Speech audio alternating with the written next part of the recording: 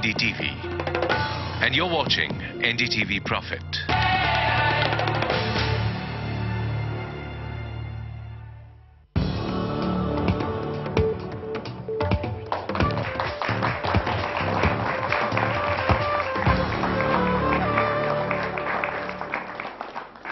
नमस्कार, यह money month. मैं हूं पंकज पचौरी और आज हम बात करेंगे लाइफ इंश्योरेंस के बारे में, जीवन बीमा। जी हां, और क्यों ये जरूरी है, कितना लाइफ इंश्योरेंस आपको करना चाहिए और किस उम्र में करना चाहिए, किस उम्र तक करना चाहिए, जो भी आपके सवाल हैं उनको हम उठाएंगे। और जैसा कि आप जानते हैं कि रिलायंस मनी जो है वो हमारे एनडीटीवी के साथ में पेश करते हैं इस कार्यक्रम को। तो रिलायंस मनी की ओर से सुदीप बंदोपाध्याय हमारे साथ में यहाँ मौजूद हैं, कंपनी के सीईओ।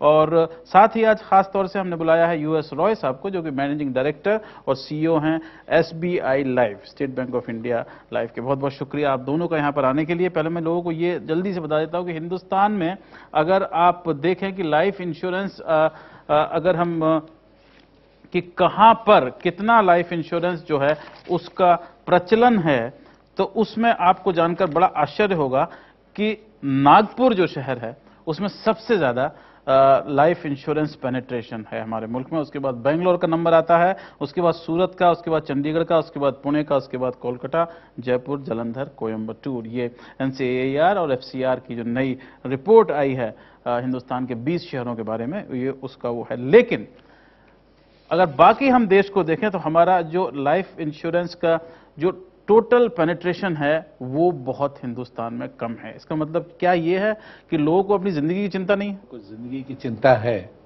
पर लाइफ इंश्योरेंस जो कॉन्सेप्ट है इसके बारे में इतना ज़्यादा अवेयरनेस अब तक बिल्डअप नहीं हुआ है। पहले हम सब उस एजेंट के लिए वेट करते थे जो कि जब हम नौकरी पहले ज्वाइन किए वो आते थे और एक पॉलिसी लेके हम सोचते थे कि हमारा जिंदगी प्रोटेक्टेड हो गया। आजकल जो है इसके बारे में जानकारी भी बढ़ गई है और चारों तरफ से जैसे कि आप देख रहे हैं स्पॉन्सरशिप्स काफ़ी आ रहे हैं, पीपल अवेयरनेस काफ़ी बढ़ रही है। तो आजकल लोग लाइफ इंश्योरेंस को उस नज़रिया से नहीं देखते हैं जैसे कि पहले देखते थे कि ज़रूरत इतना ज़्यादा नहीं है। और आजकल के जो टेंशन्स है, स्ट्रेसेस है, जो फास्ट लाइफ पेस है, न्यूक्लियर फैमिलीज़ हैं, इसके लिए लाइफ इंश्योरेंस की ज़रूरत कहीं ज़्यादा हो गई है। जी बिल्कुल। लेकिन अगर हम देखें तो हिंदुस्तान जो है वो दुनिया का दूसरा सबसे ज़्यादा जनसंख्या वाला देश है, तो लाइफ इंश्योरेंस तो यहाँ बहुत होना चाहिए। लेकिन समस्या ये है कि अगर दुनिया भर का जो लाइफ इंश्योरेंस का बिजनेस है वो 3,700 करोड़ से ज़्यादा का, बिलियन से डॉलर से ज़्यादा का है। और हिंदुस्तान में सिर्फ अगर देखा जाए तो लाइफ इंश्योरेंस का जो प्रीमियम होता है वो 50 बिलियन के आसपास बनता है, सब कंपनियों को मिला लें, जिसमें कि LIC, life insurance corporation of India, private players सब मौजूद हैं। तो ये समस्या है। हमारे यहाँ पोटेंशियल बहुत ज़्यादा है, नंबर 2 का पोटेंशियल है और नंबर 24 का परफॉर्मेंस है। ऐसा इसी वजह से है कि लोगों को अवेयरनेस कम है। पंकज, देखिए, दो चीज हमारे यहाँ पे हुआ है। एक तो जैसे कि रॉय साहब कह रहे थे कि वो इंश्योरेंस कितना लेना है ये सबको मालूम नहीं है। एक पॉलिसी ले लिया सोचते हैं काफ़ी है। दूसरा, अगर आप देखेंगे हिस्टोरिकली, ये इंश्योरेंस एक टैक्स सेविंग इंस्ट्रूमेंट की तौर पे इस्तेमाल किया जाता था। जितने भी सैलरीड एम्प्लॉय हैं वो टैक्स बेनिफिट मिलता था, इसलिए वो इंश्योरेंस पॉलिसी लेते थे। पर वो इंश्योरेंस का जो सही रीज़न है कि आपको आपका लाइफ और लाइफस्टाइल प्रोटेक्ट करने के लिए लेना चाहिए, वो बात शायद इतना अभी तक एस्टैब्लिश नहीं हुआ है। हालांकि प्राइवेट सेक्टर कंपनीज और लाइफ इंश्योरेंस कंपनी इन्हीं दिनों में पिछले कुछ सालों से बहुत ज़्यादा पब्लिसिटी करने की कोशिश कर रहे हैं।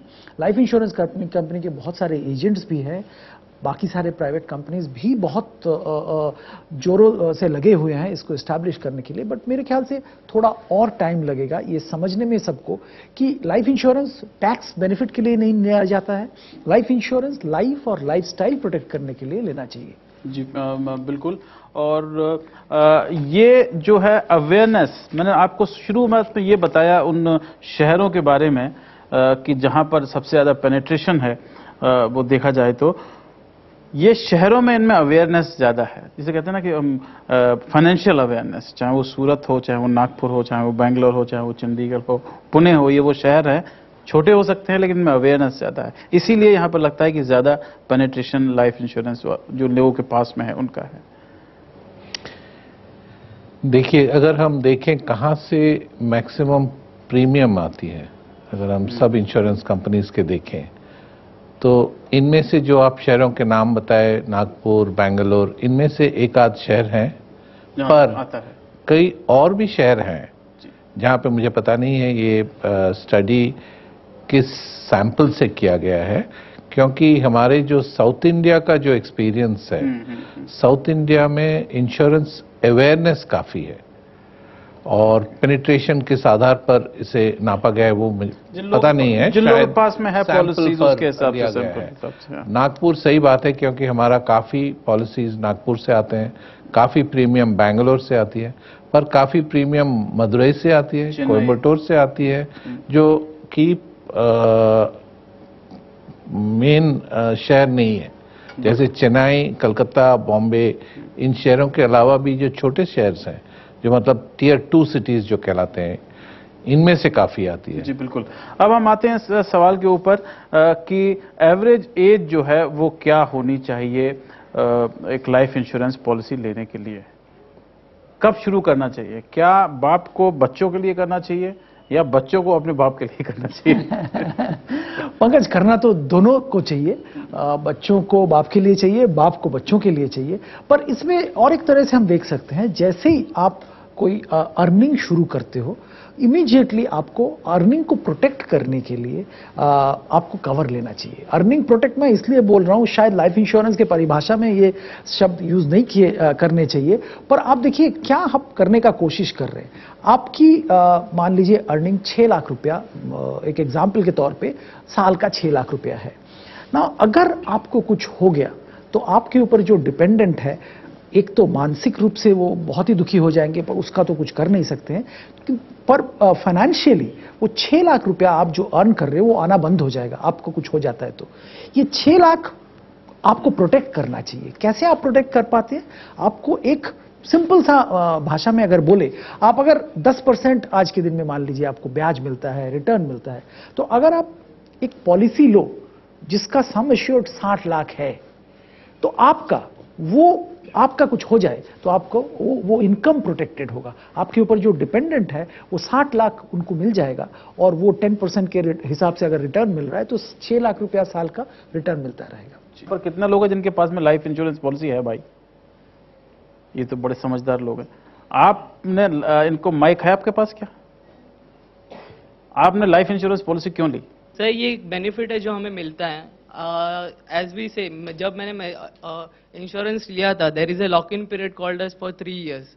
हम 3 इयर्स तक प्रीमियम भरते रहते हैं। जो भी पीरियड है, कितने साल का इंश्योरेंस होता है, 3 साल तक हम पैसा भरते रहते हैं। If at all anything happens to me, the money will be given to my parents, and that is a one benefit of that. If I am wanting my money for future, if I want to go for foreign, I need some money after 2, 3, 4 years, so that money can be utilized from there. तो दो So चीजें, it is a kind of investment come and insurance for us. दो चीजें हैं। लोग जो हैं, ये बात हुई, इन्वेस्टमेंट भी है, इंश्योरेंस भी है। कौन सी बात आपको लगता है कि दोनों मिलाकर के 1 और 1 11 होते हैं, तो उससे स्ट्रेंथ जो है वो बढ़ती है आपके उसमें?